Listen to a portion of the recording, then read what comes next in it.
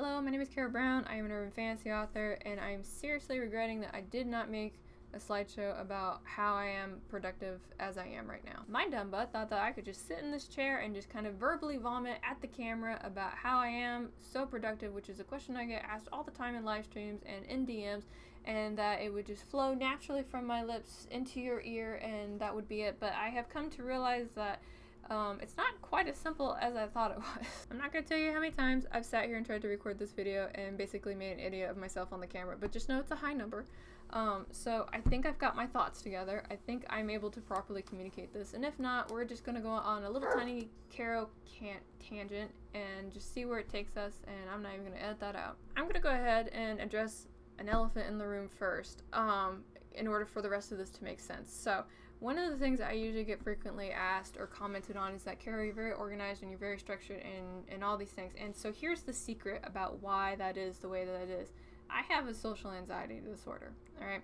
I basically can get set off by a lot of different things. Like earlier this week, I kept saying LaCase's name wrong, right?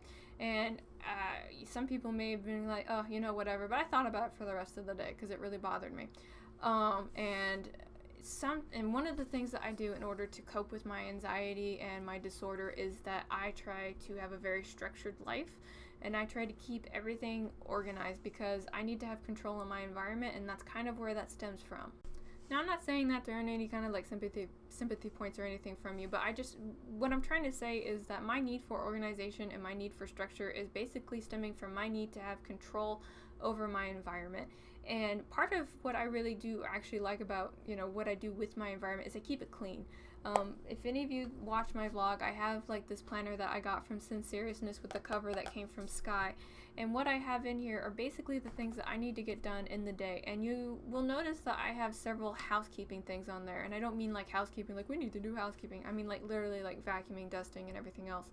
And the reason I have that on there is because I am the kind of person that if my house is not clean and things are not where I want them to be, that does kind of like make me feel very uncomfortable in my house, and it gets me angsty, and then I want to not be here, and I work here, so I need to be happy with where I work, right? So for those of you who thought I was going to share the secret about productivity, no, I literally am this organized and this structure in order to maintain my mental health.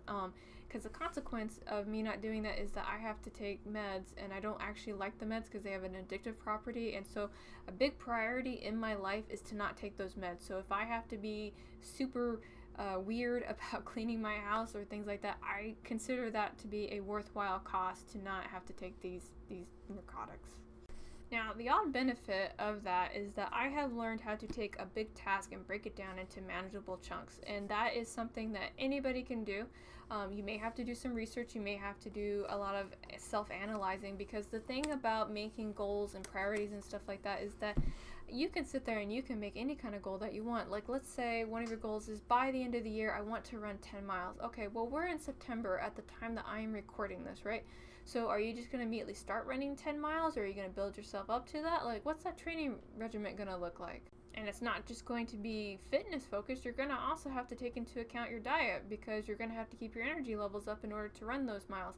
And you also have to do research about terrain, and you'll have to find out about shoes. Like, in order to do something, you have to do a lot of other things.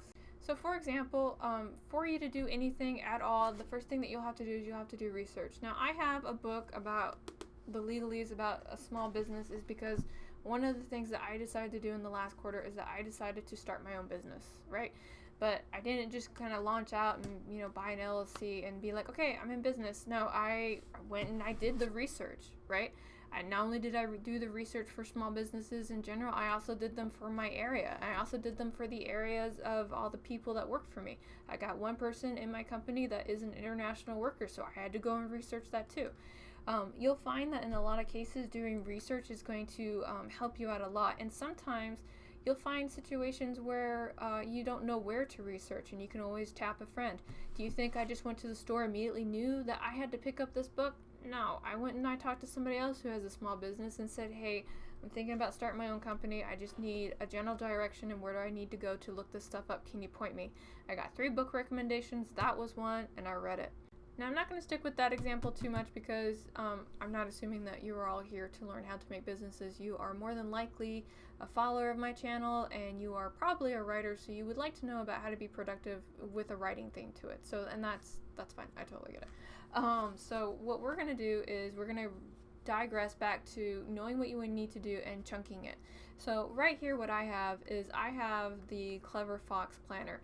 This is the 13-week one, and the reason I got the 13-week one is because I work in a quarterly goal system. And I work in a quarterly goal system because anything can happen in 3 months. I mean, anything, technically, welcome to 2020, anything can happen in a day.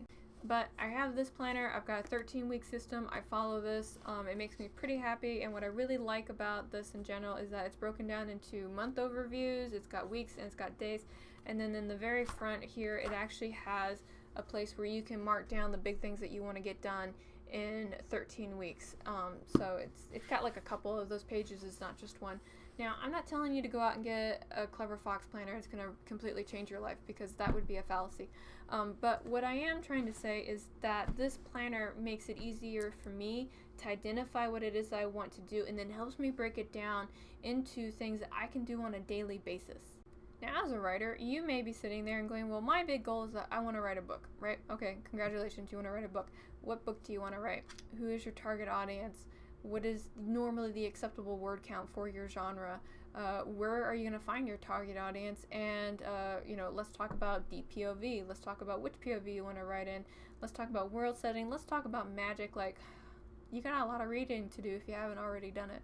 A lot of the misconceptions that we as writers and authors are very familiar with is that we usually encounter the one person that thinks that writing a book is extremely easy. It's not. It's hard, because while a reader may only see a little bit of like the top of whatever it is that you're writing in, you have like a whole bunch of stuff that you're doing that you put into your book. It is definitely a labor of love, and the reason that we call them book babies is because it is like giving birth. Now, if you're the kind of person that's like, I am not restricted by genre or any of these other things that you told me, okay, cool, we're just going to move on. But then we're going to move on to the actual writing part. Like, you have to write the book, right? You're going to write the book. So when are you going to write the book? Where are you going to write the book? How many words are you going to get done in a day? If you are familiar with one of the things that's going on right now, Millwordy is happening, where individuals are basically proclaiming that they are going to write 1 million words in a year, and this can include words for grad thesis. They can include that. They can include emails. They can include newsletters. They can include a lot of different things. But either way, they will write 1 million words in 365 days. So that sounds like a lot, but let me tell you what the math is. Did I just pause the camera to go and do the math? Yeah, I did, because hi. But in order for you to write 1 million words in 365 days, you have to write 2,740 words.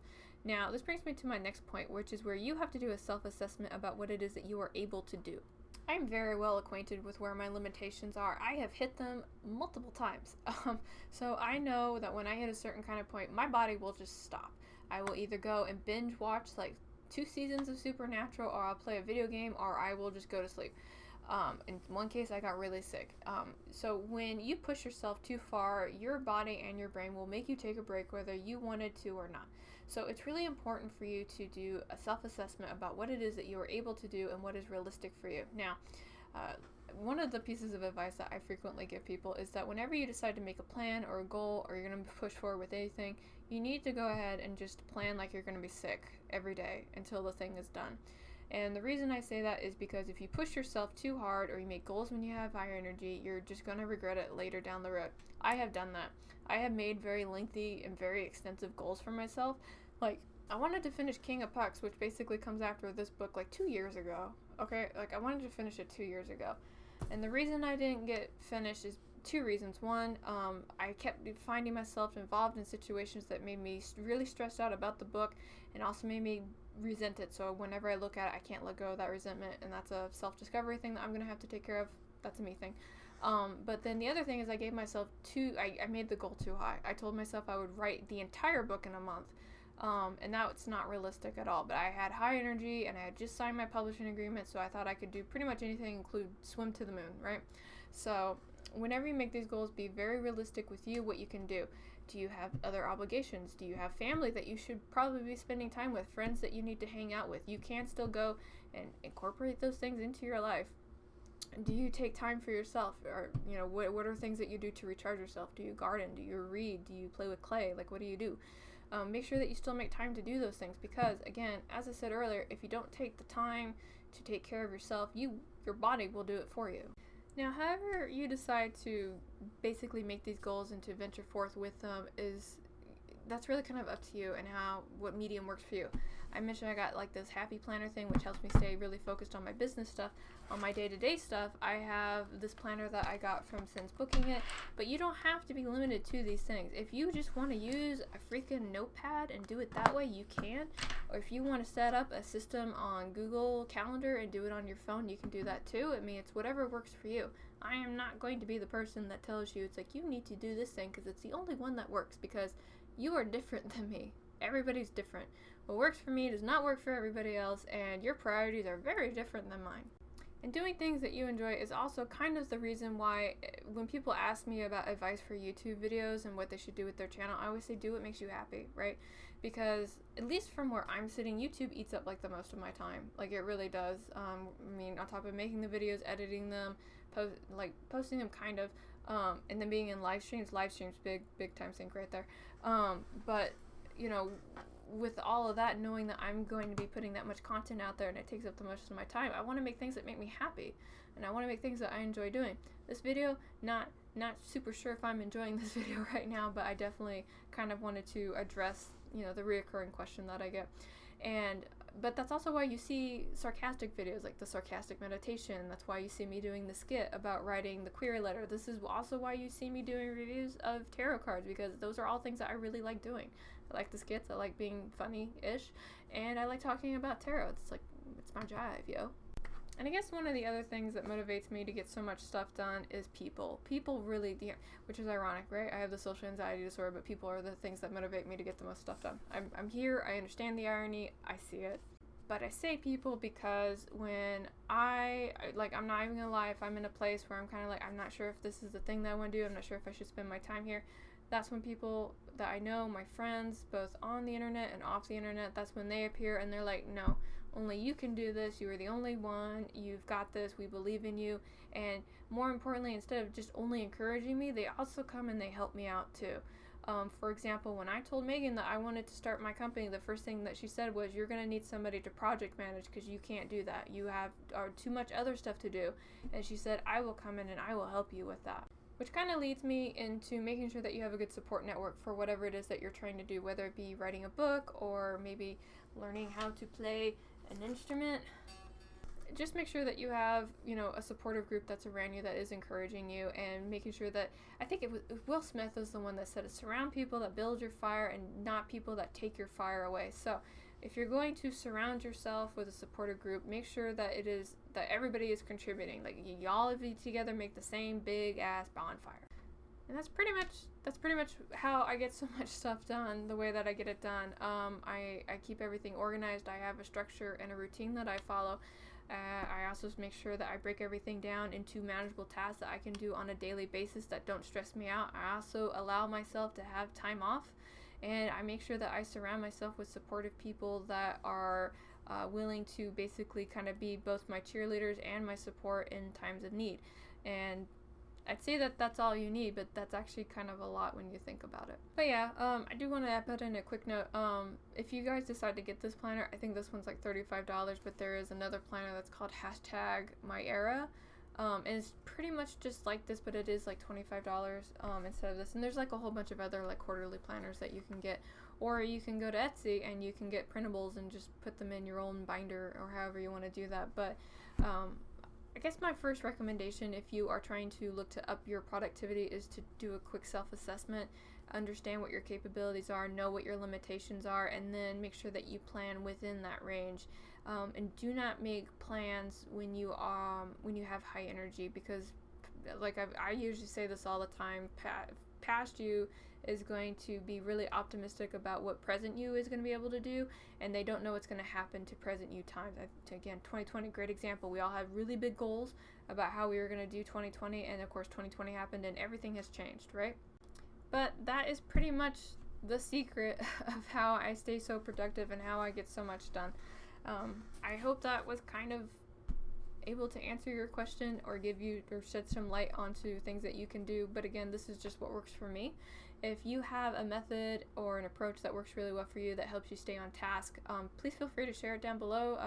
If you've got a product that you use, you can link that down so that way anybody who watches this video can kind of peruse and see what people are suggesting, and then maybe they can see if that will work for them. So but that's going to be me for the day. Thank you guys so much for sitting here and watching me awkwardly confess to about why I'm super organized and how I get things done. But I'm going to go ahead and end the video. Thank you guys so much for being here, and I will talk to y'all again real soon.